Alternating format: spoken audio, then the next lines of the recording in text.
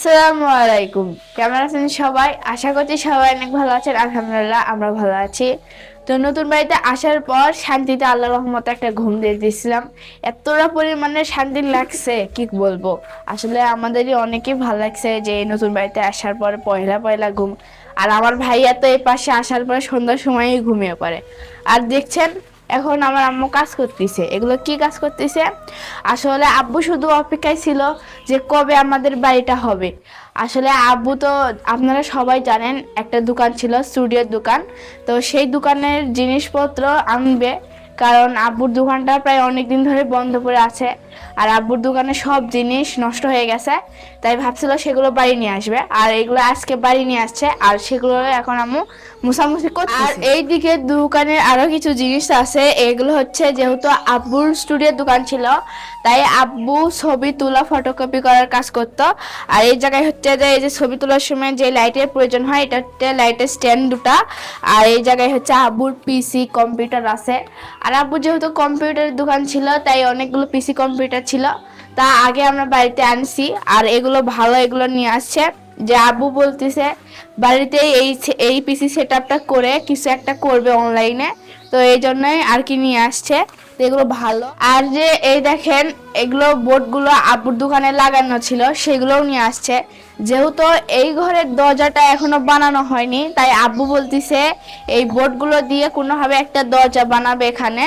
আর আমাদের যেহেতু জানালার গ্রিল লাগানো হয়েছে আর জানালা লাগানো হয়নি, তাই ভাবতেছে কোনোভাবে এই বোর্ডগুলো দিয়ে জানালাগুলো বন্ধ করে দেবে। আর সেই জন্যই দোকান থেকে এগুলো আজকে সব জিনিসপত্র নিয়ে আসছে। আর এই বস্তার ভিতরেও দোকানে অনেক জিনিস আছে। তো অ্যাকচুয়ালি আমার একটা স্টুডিও ছিল, যেটা আগে আমি প্রায় 12-13 বছর যাবত করেছিলাম। তো সেখানে আমার এই জিনিসগুলো ছিল, এগুলো এখন আমি বাড়িতে নিয়ে আসলাম। মোছামাছি করা লাগবে, আবার আপাতত স্টুডিওতে করতে হবে। চিনি এগুলো একটু মুছতে হবে মা।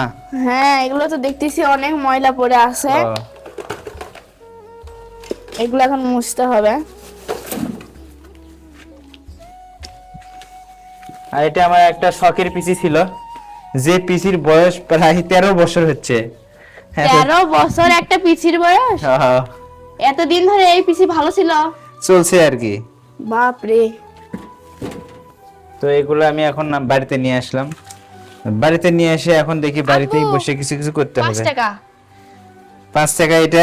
এইটার বয়স কম করে হলেও 8 থেকে 10 বছর হবে এই 5 টাকার। এটা সবসময় আমি ড্রয়ারের মধ্যে রাখতাম, কখনো এই টাকা আমি ড্রয়ারের মধ্যে বার করিনি। সত্যি? আগে তো আমি কোনোদিন শুনিনি। এটা তুমি পাবা না, এটা হচ্ছে যে এই জিনিসপাতির মধ্যে ড্রয়ারের মধ্যে রাখতাম।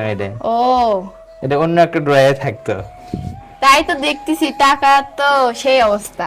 তো এখন আমি আপাতত এগুলো তুলে রাখি, কারণ আব্বু বলতেছে এগুলো কাজ পরে করবে, আগে বোর্ড দিয়ে দরজা বানানোর কাজ করবে। তাই এগুলো এখন আমি তুলে ধুচ্ছি।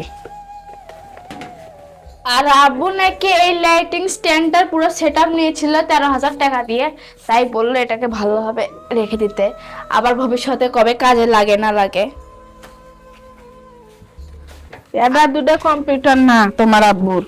হ্যাঁ, আর যেহেতু আগে আমার স্কুল ছুটি হলে আমি আব্বুর দোকানে যাই বসে থাকতাম, তো তখন আমি একটা কম্পিউটার চালাইতাম। আব্বু আমাকে বলতো একটা কম্পিউটার চালানো শেখো।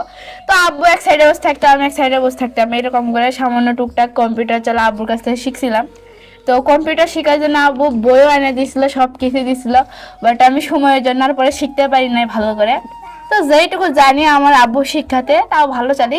এখন আমি এই বোর্ড দিয়ে আপাতত দরজার কাজটা করব, মানে দরজাটা লাগাতে। মোটামুটি আমি সব কাজই পারি। আচ্ছা, কাজ হলো চোখের দেখা। সবার চেষ্টা করবেন নিজে নিজে কাজ করার, তাহলে টাকা পয়সা দিবে অনেক। আমি আগে জানতাম যে আমার আব্বু অনেক কাজ পারে, এখনো দেখতেছি অনেক কাজ পারে, যা একজন মানুষের মধ্যে ধারণ করে আসলে অন্যরকম।